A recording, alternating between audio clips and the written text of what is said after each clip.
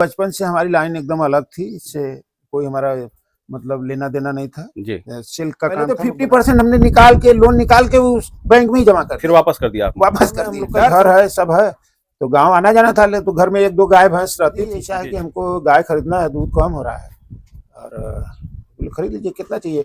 Cycle लेते थे जी। और साइकिल से 2-3 लीटर दूध देना शुरू किए जी। और 2-3 लीटर तो मैं जो ये सब तो देखना ही पड़ता है, 24 घंटे की ड्यूटी। जी जी। अब मेरा वो छोटा पोता था, अभी देखे। तो जब कहा जाता है कि जब सारे रास्ते बंद हो जाते हैं तो भगवान एक नया रास्ता देता है आपको रोजी रोटी के लिए, रोजगार के लिए।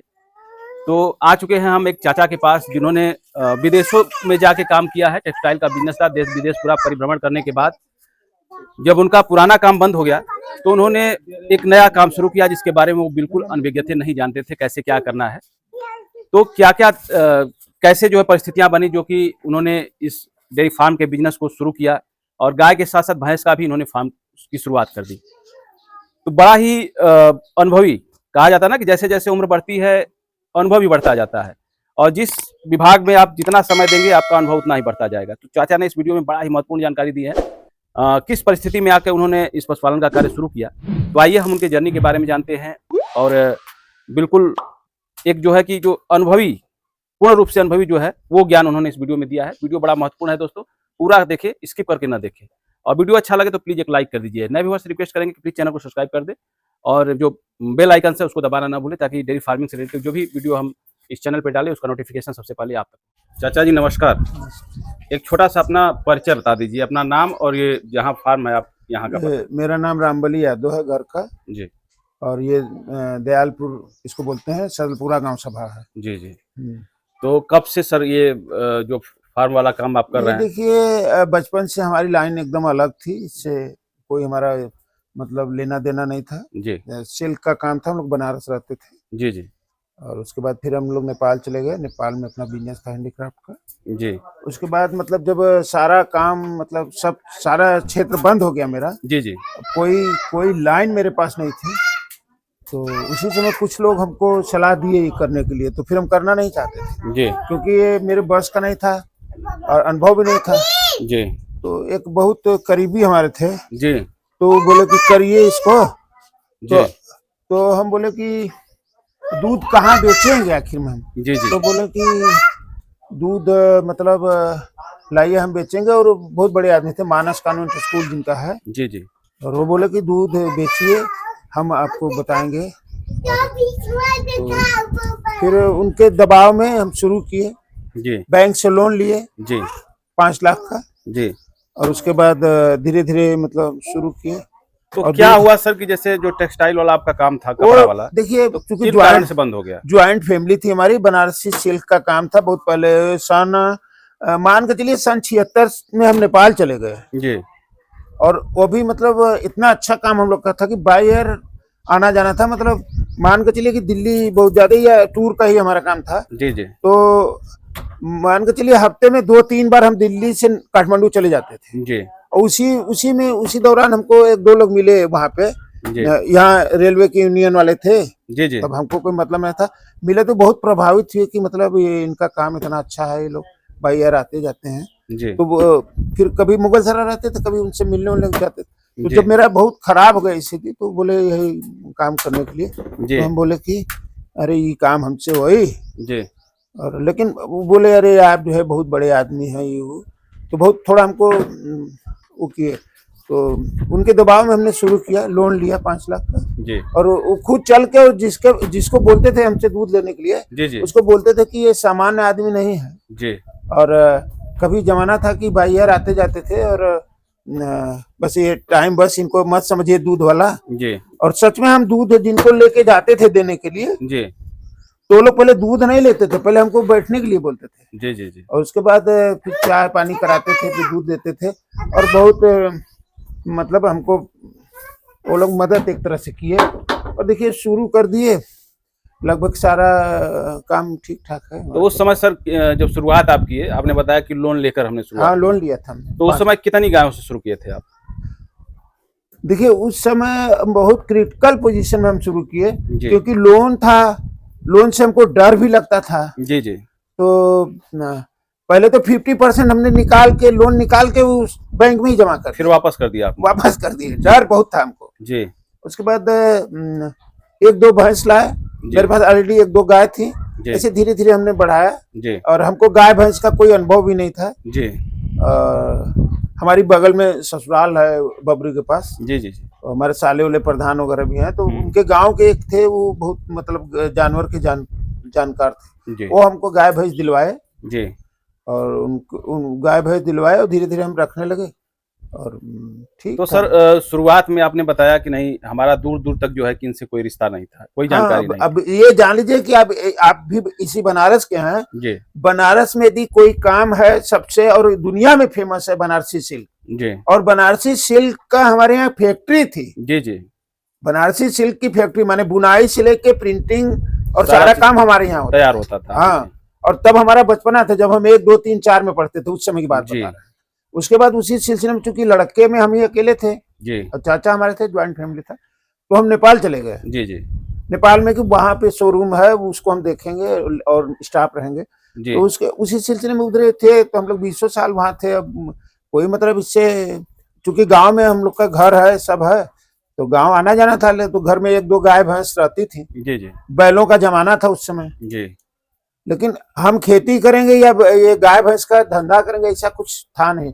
लेकिन जब सारा रास्ता बंद हो गया जी जी, कोई रास्ता एक भी खुला नहीं था जी, क्योंकि जो बिजनेस हम जानते थे उसमें पैसे की आवश्यकता बहुत ज्यादा थी जी। सपोर्ट तो था लेकिन पैसे की आवश्यकता ज्यादा थी, ये डर हो चुका था क्योंकि अपने पास पूंजी नहीं थी जी जी जी। तो फिर इसको हमने किया, मतलब 50% जमा कर दिए और 50% से शुरू किए, धीरे धीरे शुरू किए। और वही मतलब जो लोग हमको प्रोत्साहित किए वही लोग एक दूसरे को बताते थे, सपोर्ट करते थे। हाँ, और लगभग मान के चलिए मुगलसराय के टॉप से टॉप लोगों को दूध हमने दिया जी। और एक दूसरे का जब भी अपने लेवल में ही लोग सपोर्ट करते थे जी जी जी। कभी हम कटरा में नहीं गए जी। और एक आध बार मान लीजिए 2-4-5 लीटर बढ़ गया मेरा जी, तो कटरा में गए तो दूसरे लोगों से कहते थे भाई हमारा 5 मिनट में भेज दो, नहीं तो हम खड़ा नहीं रहेंगे। फिर उन लोग से बोले यार 2-4-5 लीटर बढ़ता है तो हम कहाँ का कर, अरे कुछ मत करिए, पनीर फाड़ के हमको दे दीजिए। और लोग ऐसे तो शुरू में सर आपने जैसे डेयरियों पे ध्यान नहीं दिया क्योंकि उस समय पराग डेयरी वगैरह चल रही थी हाँ, तो आपने वहाँ दूध न बेचकर शुरू में ही डोर टू डोर सप्लाई करना हाँ, डोर टू डोर नहीं थी आपको कि कैसे गाय खरीदना है, किस नस्ल की गाय खरीदे हाँ। तो कभी सर शुरुआत में ठगी के शिकार हुए जैसे हुए। देखिए तो उस कहानी को बताएं। एक बार क्या हुआ, हमारी मतलब अब जिसे दूध बेच रहे हैं तो दूध कम हो गया जी, तो अब पैसा भी नहीं खरीदने के लिए जी जी। तो जिनको दूध देते तो सब लोग करोड़ोंपति हैं, कोई मतलब और अच्छे लोग हैं जी जी जी। तो हम बोले कि अरे जैसे यहीं आपके सीएमओ थे यहाँ पे चंदौली के जी, उनके वाइफ से हमने बोला अरे कितना पैसा चाहिए भैया, तो बोला 30-40 हजार तो चाहिए कम से कम। तो बोली उनकी सहेली थी, उनको भी दूध देते थे, उनसे कह दीजिए दे देंगे हाँ। तो फिर हम तो हैं, उनसे बोले कि दीदी ऐसा है कि हमको गाय खरीदना है, दूध कम हो रहा है, और बोले खरीद लीजिए, कितना चाहिए, बोला 30-40 हजार दे दीजिए। पैसा उन्होंने दे दिया जी। अब गाय खरीदना था, उस समय उतना देखिए हमको जानकारी भी नहीं था, अब गाय हमको खरीदना था, अब हमको अनुभव नहीं था, किसी को बोलेंगे चलने के लिए तो कुछ टाइम है नहीं है, अब कुछ लोगों से बोले टाइम नहीं था, ऐसे चले गए उधर हथियानी की तरफ, उधर थोड़ा रिश्तेदारी था वहां चले गए, तो वो बोले अगर इनके यहाँ गाय है, वो लोग बड़ी अच्छी बात के गाय भी देखे, अब थोड़ा बड़ा सींग था जी, थान उसका देख रहे थे ज्यादा है, लाए बोले कि 10 लीटर दूध देगी, लाए दूध तो दे रही थी ठीक है। अब हमको समझ में बोले दूसरी तीसरी है, लेकिन हमको समझ में गाय थोड़ी बुढ़ी थी जी जी जी, लाए दूध भी बहुत पतला था, बुढ़ी थी, अब वो बीचे में मर गई। अब 2-4 बार ऐसा हुआ हमको जी, 2-4 बार ठगी के शिकार 2-4 बार। अब तो पूरे परिपक्व हो गए हो। अब गाय खरीदना पड़ता है आपको कि या खुद की तैयार हो जाती है? नहीं अभी तो फिलहाल तो अब तो तैयार हैं, मान के चलिए उधर 3-4 बच्चियां मेरी हैं जी जी, अब तो तैयार हैं। अब ये दूध का काम है, कभी कदार जरूरत पड़ती, लेकिन मान के चलिए कि नहीं पड़ता। तो जैसे सर जो जानवर ज्यादा हो रहे हैं, बच्चियां अपनी पीछे से तैयार होती जा रही हैं, तो क्या करते हैं, पिछली गायों को निकाल देते हैं या फिर बढ़ाते ही जा रहे हैं? नहीं, चूंकि हमारा दूध का बिजनेस है, दूध के हिसाब से हमको देखना है कि अभी दूध यदि हमारे पास ज्यादा है जी, तो फिर उसमें से एक आध निकाल। तो अभी कितना दूध का सेलिंग है आपके पास? 100 लीटर। मतलब 1 कुंटल दूध आपका पर डे का बिक जा रहा है। क्या रेट में बिक जाता है सर? गाय का 50, भैंस का 60। 50 रुपए गाय का और 60 रुपए। उनको क्या कहेंगे जो जैसे डेयरियों पे निर्भर हैं, 30 रुपए, 35 रुपए, 32 रुपए दूध उनका अब जाता है। देखिए सच मानिए तो खर्चा बहुत ज्यादा है, जी और खर्चा बहुत ज्यादा है, और चारा पानी जो है मतलब एक तो पैसा ज्यादा भी है, चारा पानी कलेक्ट करना भी आसान काम नहीं है, नहीं, है ना। जी और उसके बाद यदि मंडी से वो लाते हैं तो मंडी का और महंगा है जी ना। और बिल्कुल पूंजी एक ही बार फंसाना है, जी यही सब चक्कर है।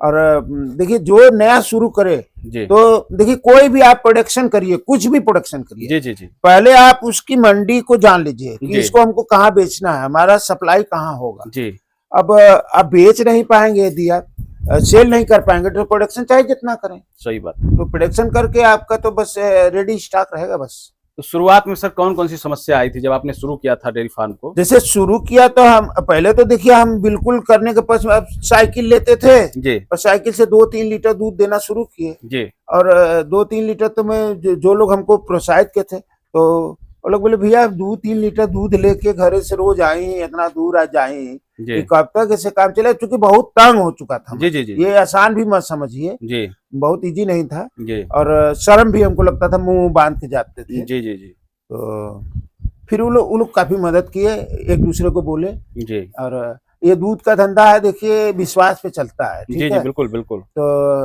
अब लोगों को जो है हमारे ऊपर विश्वास था, जी। और लोग लेते गए, धीरे धीरे कारमा बढ़ता गया, बस एक दो ऐसे जैसे आपने बताया कि नहीं, जिसको मैं दूध दे रहा था वो खुद 30-40 हजार रुपए देने के लिए तैयार हो गई, दिए कहीं ना देने के लिए। कहीं विश्वास ही दिलाया। हाँ क्योंकि ऐसे तो दूध बेचने वाले बहुत हैं। नहीं हमको पैसा दिया, हमको एक वही डॉक्टर आयुषमान की वही बोले कि भैया थोड़ा लेट हो जाता है, गाड़ी ले लीजिए। जी हम बोले गाड़ी कहाँ से ले लें, जी पैसा कहाँ मेरे पास है, जी पैसा कितना चाहिए। जी बोले ज्यादा नहीं, 15,000 दे दीजिए, जी। बाकी फिर हम मिलाते हैं।